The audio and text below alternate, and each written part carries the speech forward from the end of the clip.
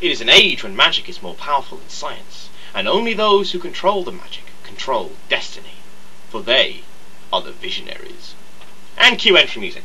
Sorry, I know, cheesy, I know, but had to be done, had to be done. For those of you who are currently asleep and not paying much attention, and in case you just skipped your attention, I'm doing the Visionaries DVD release. Visionaries was one of the many, very many, cartoons that came out in the 1980s. And where most TV series like Transformers, like Mask, He-Man, Thundercats, Teenage Mutant Hero Turtles, and even things like Inspector Gadget very much covered the realms of good versus evil with no room for grey in between, Visionaries was slightly different. Okay, going to do a quick review of the characters. There are 14, well 15 if you count the wizard, 14 central characters. First up would be Leoric, whose totem is that of the lion. He's very King Arthur-y, noble, good leader of the main city of New Valoric. Ferrell is the rookie, the well-meaning rookie with a lack of confidence. His totem is that of the wolf, because he's got a very good sense of smell. I think they might have been running out of ideas by this point. He does have confidence issues, as I said, mainly because he sees himself as a liability at times, because he's not such an experienced fighter as the others. I mean, in the episode Ferrell steps out, Leoric's very much He-Man, in with the one-liners and beating the crap out of the bad guys. Ferrell crashes into a well. Next up we have XR. Yes, I am reading the characters that are off the back of the DVD box set, just so that I can get them all right and not miss one, because I can imagine I'd do that. XR in the old days was a detective. He was a police detective, and he brings those skills with him to New Valoric, and his totem is as such because of his cunning, because of his brains, is that of the fox. That covers the core of the Spectral Knights. Though there are 7 Spectral Knights, only 3 abide in New Valoric. The others are in various parts of Prismos. I'll get to the story of Visionaries in a bit. Cryochek is the Russian with an American accent. He lives in a place called, I think it's North Alia, or something ridiculous like that. He's very strong. He's very much the warrior. You know, he's the one that is all set to bash someone's head in. But he's got a very noble heart. All of the Spectral Knights are very, very goody-goody at times. His totem is that as the bear, which obviously epitomises his great strength. Next up we have Galadria, and Galadria is, I suppose, if Leoric is Arthur, then Galadria would be Guinevere, despite Galadria not actually being the love interest for Leoric. She's actually Cryochek's. Galadria is very much the, oh nicey nicey, let's go dance in the fields and have a pretty day, and isn't that a pretty bow, and all that kind of stuff. She's very much the female lead character that's all, whenever these 80s cartoons, was very stereotypical, as the good woman was always the nice one. She's voiced incidentally by Susan Blue, who, as well as doing several cartoon series in the 1980s and the 1990s, and Susan Blue eventually goes on to do voice direction for cartoons. She also did the voice of RC in Transformers, who again was the nicey nicey soft little female character. Galadria's totem is that of the dolphin.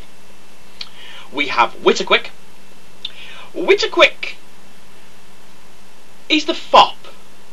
Now, he's a bit of a tit. He's the fastest and the most agile of all the Spectral Knights, and he transforms, incidentally. Transforms? Ooh. He changes, morphs, converts, becomes a cheetah. Fastest land animal, obviously. But he is a bit of a fop, and he's a bit of a whiner, and he's a bit of a ponce. And he comes out a bit camp at times, and Witterquick for the Spectral Knights seems to be a bit of the comic relief. If there's a wall to be ran into, Witterquick's going to do it. Like in the instance where Leoric is turning around saying the Spectral, or is it Ektar saying the Spectral Knights are all very well behaved. In comes Witterquick, crashes through the door and lands flat on his face. The last of the Spectral Knights is Arzon, whose totem is that of the eagle, and the reason one of the reasons that's inspired me to do a Visionaries review is my next tattoo is going to be Arzon's eagle on underneath my Autobot symbol. I've actually had the mad idea of doing all 14 Spectral Knight emblems, which would just be crazy, but there we go. Nice dream, but damn, it'll come to fruition. Arzon is the noble of the group. He's the brainiac of the group. Comes out with such great lines as, "It is not a problem, it is a cleverly disguised opportunity." And he is the first spectral knight pretty much that you see, aside from the three cores of Leoric, Feral and Nectar, when he somehow manages to fly using palm trees. Yes, well, we won't go there simply because it was an 80s cartoon, which the 80s of course also produced such things as Teenage Turtles and giant transforming robots. So there we go. For the Darkling Lords, who are the obligatory evil characters, we have the leader, which is Darkstorm. His magical totem is that of the mollusk. And Darkstorm is very much your evil villain type. You know, he's got the sinister goatee, which in the 1980s, having a goatee was basically means you were the reincarnation on Earth of the devil himself. You know, and he's got the facial hair and he's got the evil eyes, and I suppose you could say he's supposed to be handsome. And he is your tyrant. He is very much your classical villain, but he has some of the best lines in it. You know, he has some of the best lines in it, and sometimes you do feel kind of sorry for him, in the fact that he is surrounded by such bumbling idiots. Sorry, my mouse is clicking stuff. So, next up we have Mordred. There you can see again the Arthurian interface kind of thing there with a name like Mordred. Mordred is a sycophant. As such, his totem is that of the scampering little beetle, and he is very much Darkstorm's. He's Darkstorm's bootlicker. He's the most loyal of all the Darkling Lords to Darkstorm, and he really is a sycophant. He is voiced by Jonathan Harris, the late Jonathan Harris, who died in 2002. And unfortunately, Mordred's role is very typical of the things that Jonathan Harris got typecast into do, as in the weedy villain. And for those of you who are sitting there thinking, who the fuck is Jonathan Harris? Jonathan Harris was Dr. Smith in the original Lost in Space, not the god-awful new version with Matt LeBlanc trying to act. The next up is Recon. And as I said, with the 1980s cartoons, they were very much good versus evil. The Visionaries tended to cross the lines a little bit with that, and Recon's one of them. He's a thief and a mercenary who stays with Darkstorm because Darkstorm pays him to. But he's not overly evil. His totem is that of the lizard, and you had he has a rival with Ektar. He's Ektar's nemesis because in the olden days of Prismos, they were thief and detective, so they're trying to outwit each other. And Recon actually has himself quite a decent sense of honour. He's not a total bad guy. He's just out for whatever he can get. The female Darkling Lord is Virulina. Very, very sinister name to go with a very sinister character. And it was typical of the 1980s that if you had a good female character, she was always la la la la away with the fairies. If you have an evil one, you have a truly despicable evil character. Just look at the one that worked with Skeletor and He-Man to see a truly evil female character. She is a shark. And she is probably the most despicable of all the Darkling Lords because the others, in some way, shape or form, have their redeeming features. Virulina does not. Her and Lexor really are just nasty pieces of work that you'd swim across a raging river to avoid.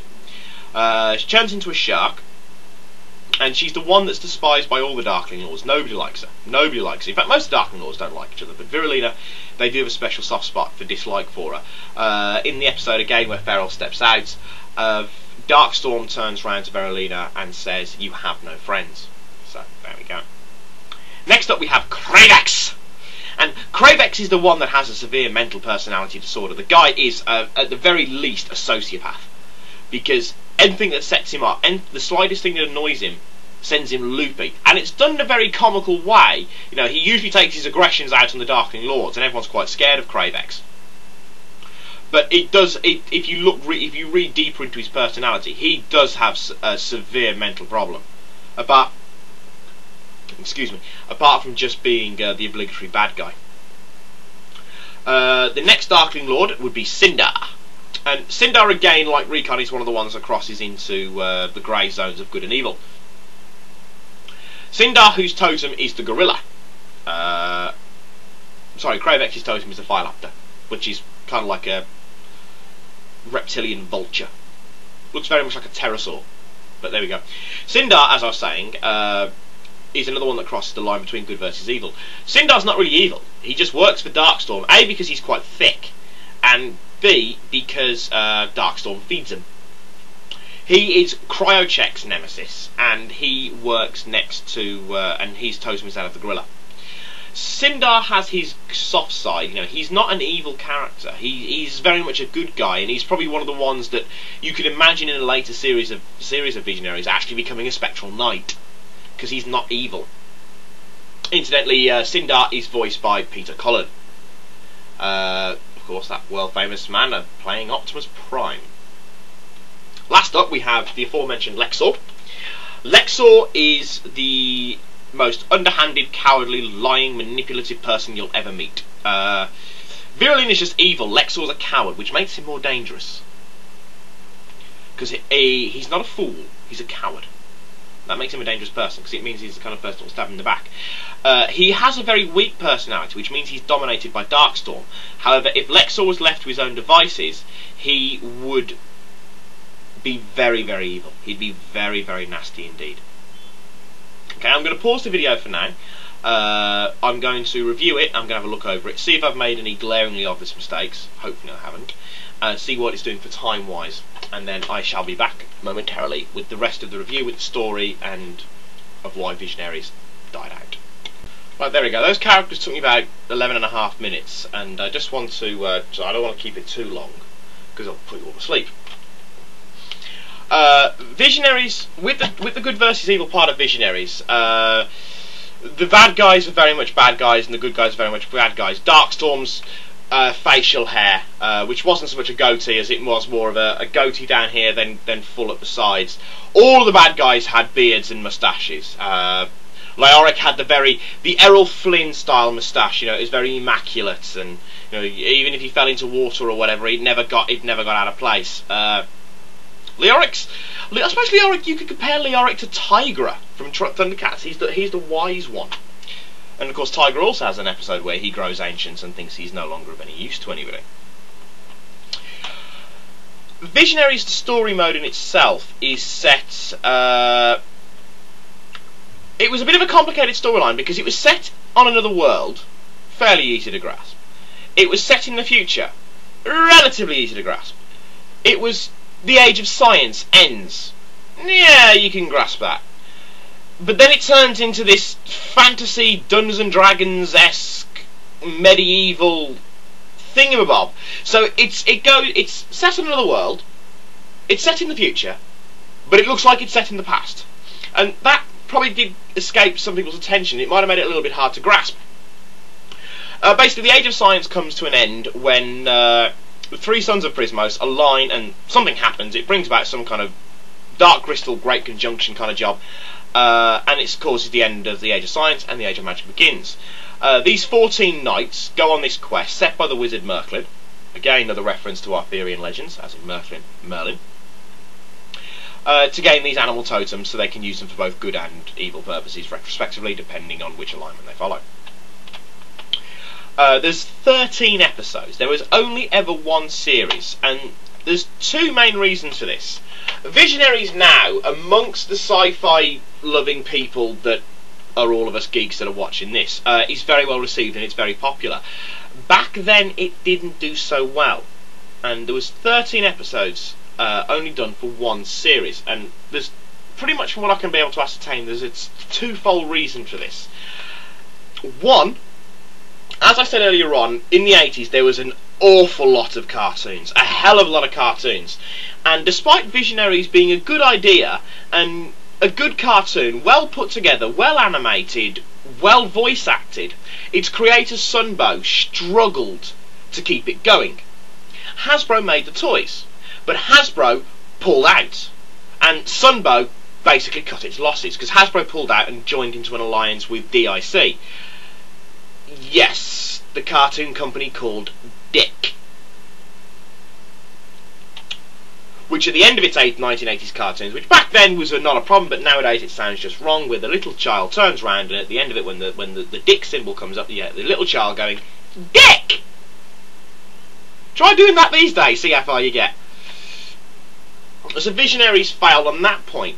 The reason Hasbro pulled out, and for once, it wasn't because they thought that it wasn't because they hadn't found somebody else to rip off. It was actually one of the things that was so good about the toys that made them very different to what had come before was the totems and the power staffs that certain ones of them had. Because in the cartoon, so many of the Spectral Knights and Darkling Lords had power staffs that had like a one-charge magical ability that they had to give out these fancy little rhyming spells to.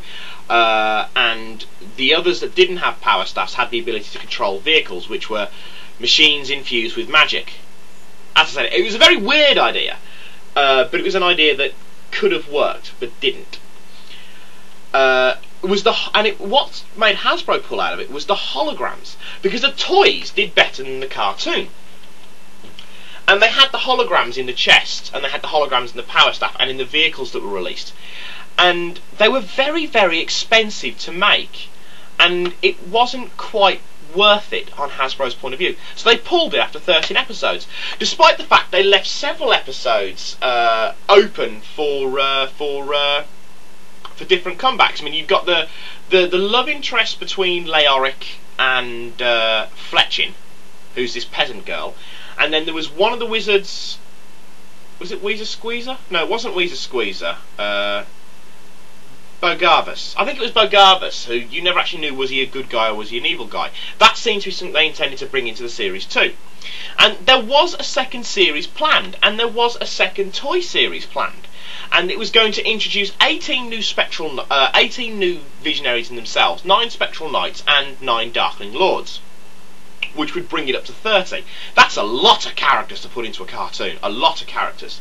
And there was new play sets planned, there was new vehicles planned for the Darkling Lords and the Spectral Knights, and there was an actual play set planned for Iron Mountain itself, which was the magic shrine thing where Merklin lived.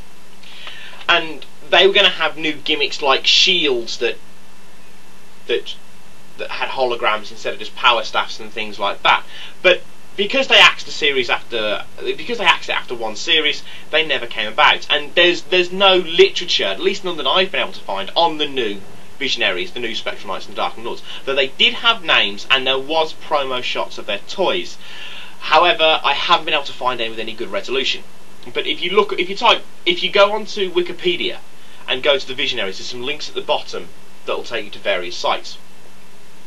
So Visionaries fell apart. Now, in the 1980s, it fell apart because it had a slightly more complex storyline than people were used to.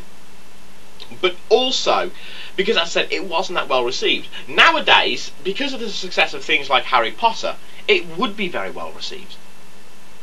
But back then, because of the huge influx of cartoons, and very much good versus evil hero cartoons, the likes of which would also include things like Voltron, Defenders of the Earth, I don't know, G-Force, things like that. The market was swamped. It was swamped by these 1980s good versus evil cartoons. And though most of them nowadays have cult status and have huge fans, it didn't hit off back then. Getting off that point now because I'm repeating myself. I don't have any of the toys. I found an Arzon on eBay that I might pick up, simply because it's Arzon.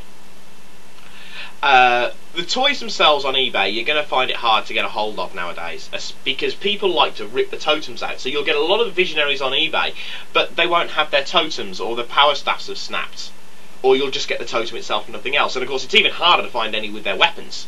I mean, even the Arzon that I've found on eBay doesn't have his weapon. Right, that's Visionaries done. If you are a 1980s cartoon fan, you couldn't go really far wrong with it. It was better animated than many cartoon series. Its voice acting was considerably better than most. And it did do one thing that other cartoon series tried to do. it gave you important lessons. You know, some of the cartoon series got really stupid. Mask and Thundercats really does spring to mind about this, because with Mask you always had Scott and T-Bob doing something at the end with this really stupid message, like, that had nothing to do with the cartoon that you've just watched, the episode you've just watched, that was, I don't know, don't run across the road without looking. You know, it had those really stupid, really cheesy, really corny things, those messages at the end, that just made you cringe. He-Man did it as well. Visionaries built it into the actual episode. You know, there's one that says, you know, just because somebody's old doesn't make them useless. There's another one that says, there's hunting animals for sport is wrong. It did that, and that was one of the things that I imagine has also endeared Visionaries to people. But that's this DVD review done. Probably a darn sight longer than my normal videos are. It won't have any fancy Windows Movie Maker stuff attached to it, probably because YouTube probably wouldn't accept it. But for now, that's Silverbolt signing off. I'll be back shortly with either something from RID, or because I want to do my Skybite review, or my other Dinobots review. But for now, this is Silverbolt signing off, saying au revoir, adios, auf Wiedersehen.